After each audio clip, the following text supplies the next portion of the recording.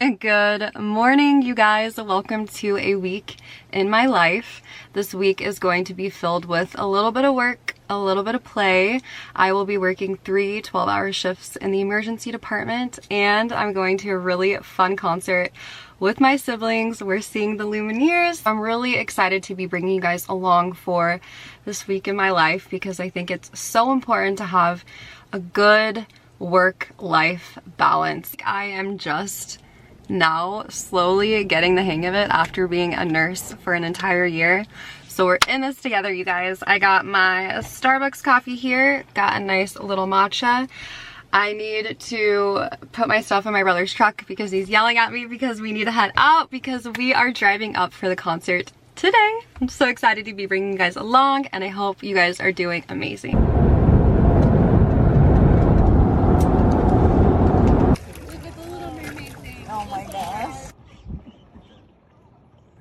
I'm about to pop a bottle. Oh.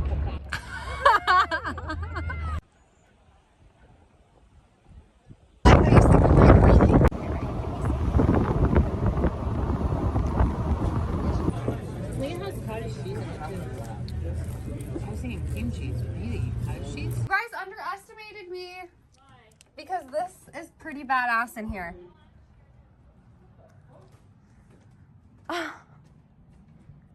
So cute. Welcome to my cabin. Yeah. I think that's like a mother-in-law suite, but they would give you access to it if you needed extra space. I don't know if you can go in there. Yeah. How cool is this? So there's 2 beds upstairs. And 2 down here. How many people can fit in the tub? Rob has been dying to find a bathtub he can fit into. You're all gonna be in this tonight.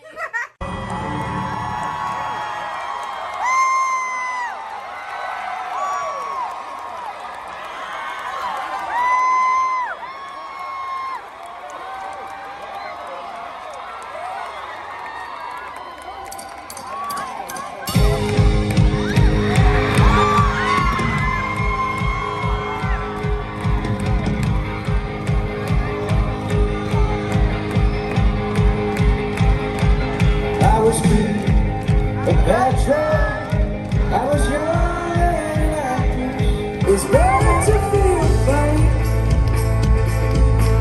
than nothing else.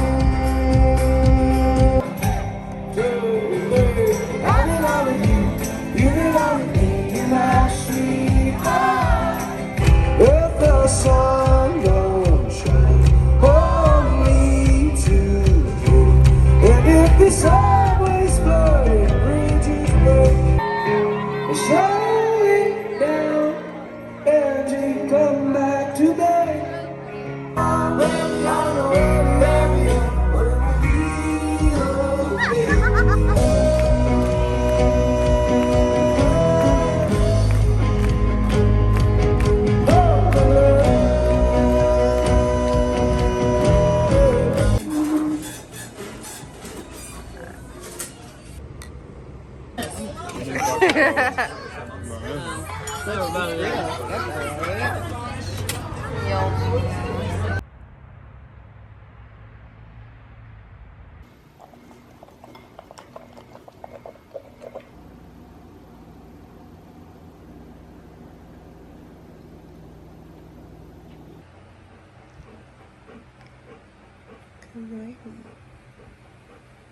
Good morning, you guys. I'm all ready. We're about to head to work. I work today, tomorrow, and then the day after. So I meal prepped some food last night just to prepare for the next 3 shifts and just ease myself into it and make it an easy morning when I'm packing my lunch.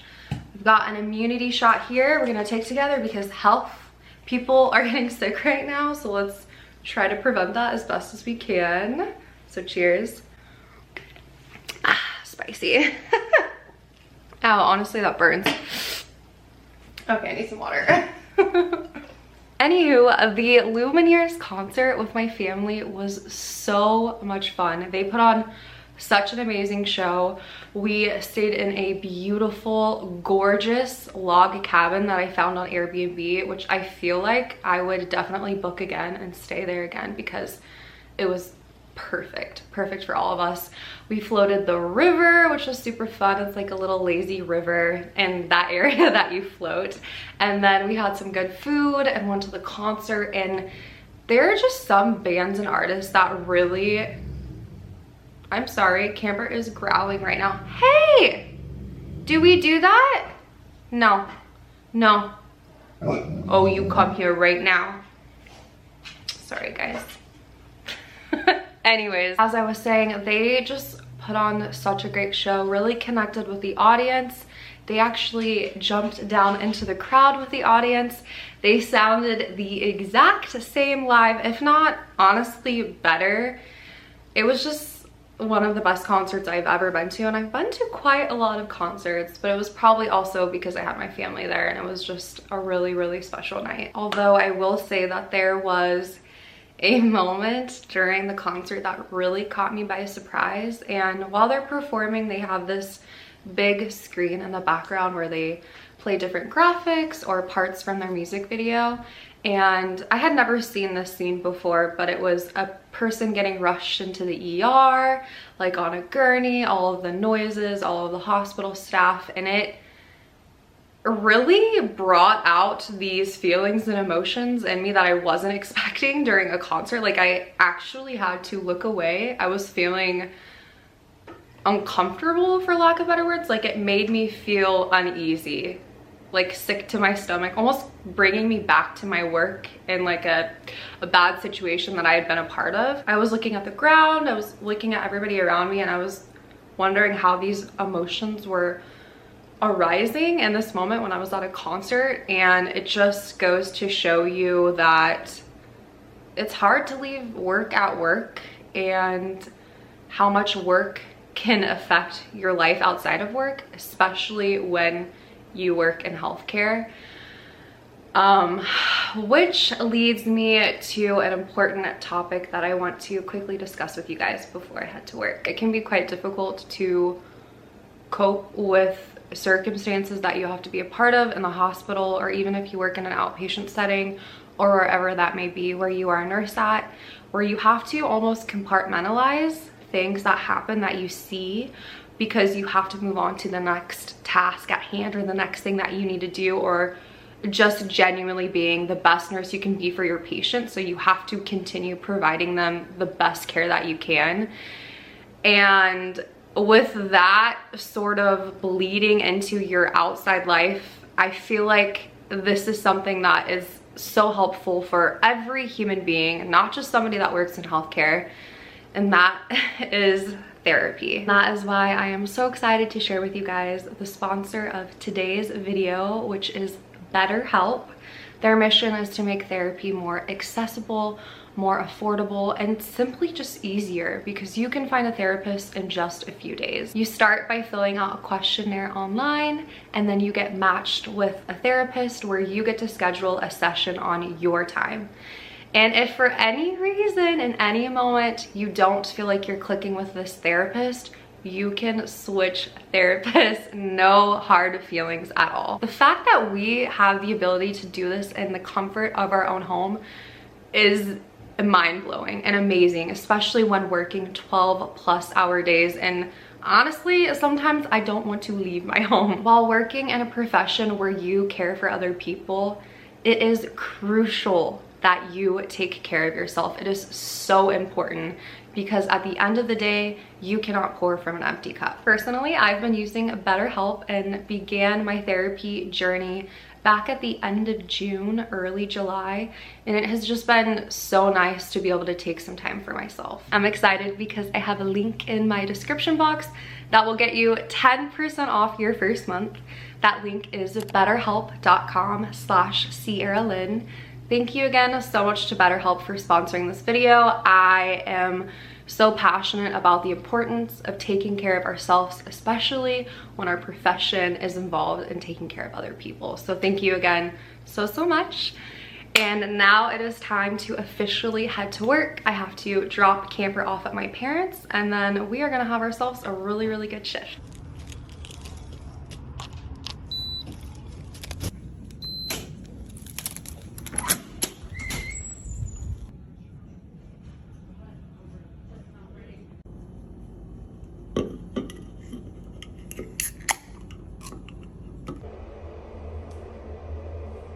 Did you miss me? Did you miss me? Hi. Hi. I missed you. Did you miss me? I am home from work and I am about to grab a yummy little ice cream sandwich from my freezer here because I am craving something sweet and tasty, and I will give you guys a little update on work. Work was honestly pretty uneventful today. We weren't super busy. And sometimes that's really nice to have a mellow, calm day in the ER. Oh my god, these are so good. They're from Trader Joe's. I'm trying to think if I have anything to share with you guys, because usually after every shift I feel like I learned something and I have something to share. I know I learned something, I just don't know what that something is. I can genuinely not think of anything off the top of my head. I'm sorry. I feel like I'm letting you guys down. Sometimes it's nice to kind of have those shifts that are more mellow, not so stressful, not so chaotic. So I'm going to appreciate them as they come, because I do feel like they're very few and far between. I did have a patient that was an infant. Anytime I get a pediatric patient, though, that keeps me on my toes, because I feel like there's so much to learn with pediatrics and so much that is unfamiliar for me because I don't have peds a lot. And this was actually an infant, which was nerve-wracking because you obviously have this patient to care for, but then you also have the parents and the family. So that was good, because I feel like anytime I have pediatric patients, I'm learning to be more comfortable with them. Not that I'm not, because I do have nieces and nephews. It's just more nerve-wracking. It's scary to have a young life at your fingertips, in your hands, it feels like. So that happened. I really have nothing else to report. I'm so sorry, but you know what that means is that tomorrow is gonna be crazy.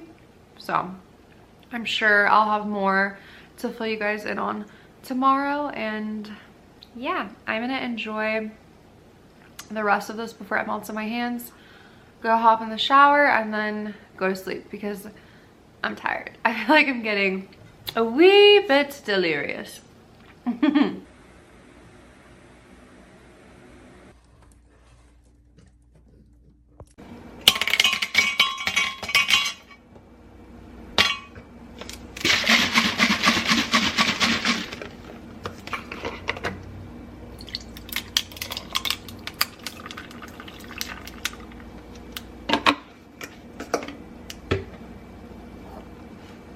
Good morning, you guys. It is about 10:51 in the morning. I am about to head into work, get my badge. I'm gonna grab my stethoscope. And these trauma shears, I got them from Amazon. Honestly, these are so handy just for so many different things. Like, what do I use these the most for? Probably lidocaine patches to cut them open, because I can never get them open, but you never know when you're gonna need shears, and the times that you need them are the times that you don't have them. So I always just have them in my pocket. There's an expensive brand, what's it called?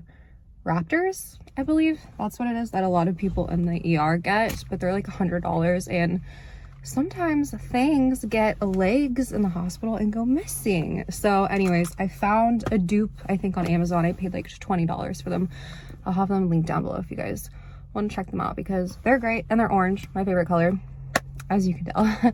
Anyways, I need to head into work. I have a feeling it's gonna be a really good day. I'm in a good mood, had my coffee, had some waffles and peanut butter, and it's beautiful out. So we're gonna have ourselves a good 12-hour shift.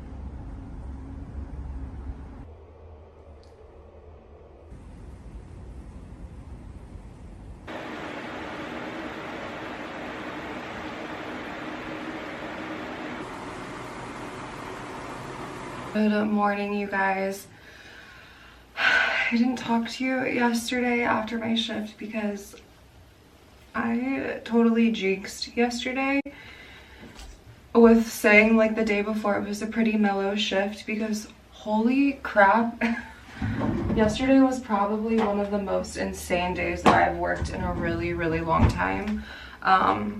It was probably one of the busiest days, not only because we had over 25 people in the lobby, but we just kept getting ambulance after ambulance, and it wasn't like, I don't know why I'm laughing to cope with what yesterday was. Like, it was just such a shit show, but we kept getting ambulance after ambulance, and it was really sick people all at once, all at the same time. That's usually how it happens, and it was at the most inconvenient time because we have shift change from 6:45 to 7:15, and that's when day shift leaves and night shift comes on. And I work a mid shift, so I work 11 to 11:30 at night, so I'm still there. I'm not participating in shift change, but it's really chaotic because obviously you're giving report and doing all of those things, and it all happened in that span of time. We had cardiac arrests, we had multiple people coming in on BiPAP. It was a lot, a lot at once, and here we are, about to go do it all again. I was just so exhausted after my shift. I drove home in silence. I have about like a 30-minute drive and I just needed to sit there in silence. I think that feeling of like go, that fight or flight, the adrenaline you get when you have so much to do and it's such a high stress environment and situation, I think that that can be healthy. But where I don't think it's healthy is when it's like that for hours on end.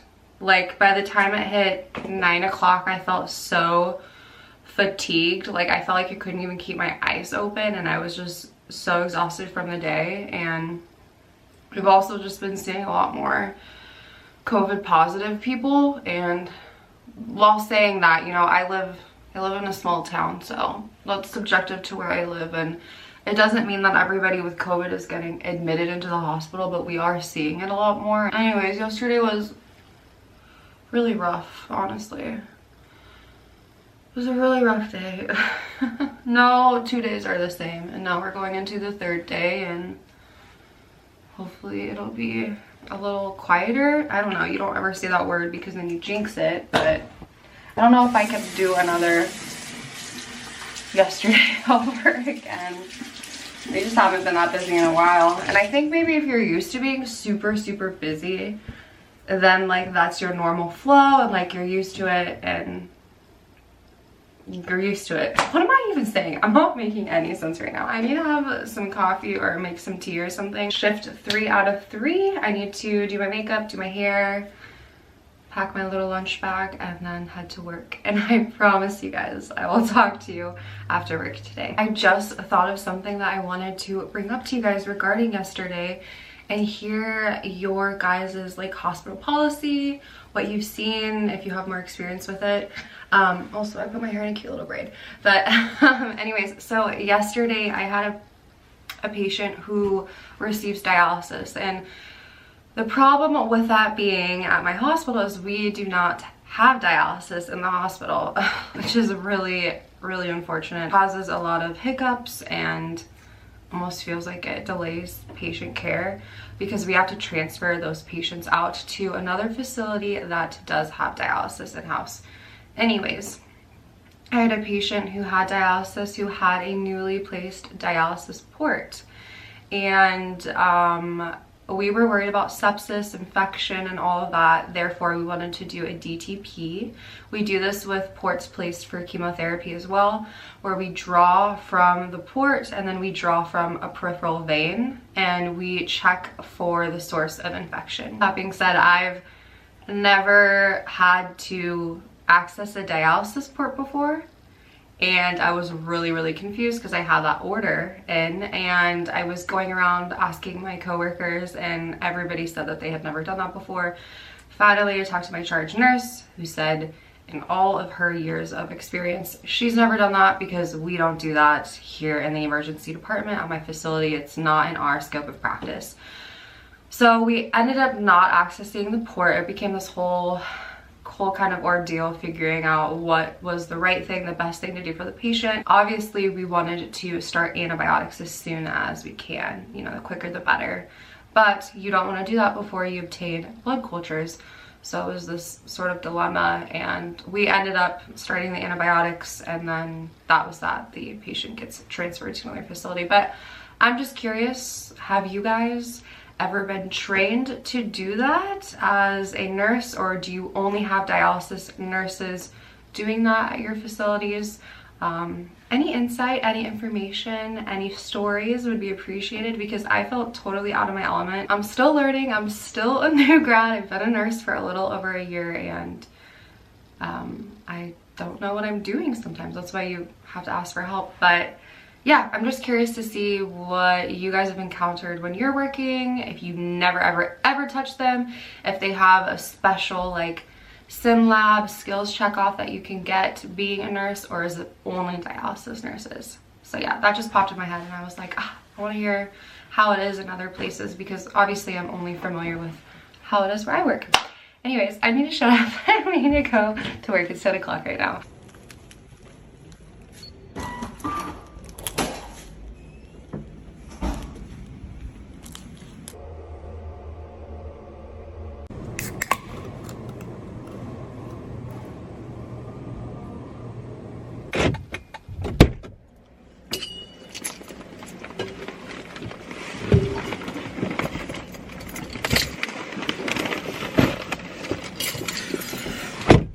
Hello. It is chilly out there right now. Just finished off. Can I speak? Goodness. Just finished up a shift 3 out of 3. It was a really good shift, actually. Much better than yesterday, let me tell you that. Just finished the shift by placing an NG tube. I actually traded duties with my coworker. I had him discharge a patient, and then I placed the NG tube, and I actually really like placing NG tubes. I don't know what it is about them. I feel like I'm pretty good at placing them. I never have to have multiple attempts. I haven't had a patient throw up yet. It's pretty smooth and quick, like under a minute. But I will say that this is the second time that I've placed it and it wasn't inserted long enough. I think it needed to be inserted another 5 centimeters. So it's the second time it's happened to me, which is frustrating, because you make the patient get an x-ray and then you have to insert it more, and then they have to get another x-ray to confirm placement. So obviously I kind of feel guilty about that, but maybe it just means I need to be better about measuring. I don't know, everybody's anatomy is so different that you sometimes don't know what's gonna happen. It's unpredictable, but it was a good crew, it was a good shift. It was busy, but like the perfect amount of busy. Steady, that's the word I'm looking for. And yeah, that's what I like, when there's a good trickle of patients in there where it keeps you busy and occupied, but you're not drowning. We don't like drowning. I was a breaker today, so we have 2 breaker nurses per shift usually. That's the goal, to give us our lunch breaks and then our 15-minute breaks. And it's nice because you get to kind of float around the department and get to be a part of like a lot of different things that are going on. I will say something interesting did happen today, and I can't go into detail obviously, but this is just a broad statement that people bring in the most interesting things into the emergency department, and this isn't by any means me putting that down. Just kind of astonishing and shocking, the things that people will place in a jar or in a bag because they want to show it to you. Maybe things that came out of their body that they say, or I don't know. And yeah, the ER definitely keeps you on your toes. There is truly never a dull moment. Ever.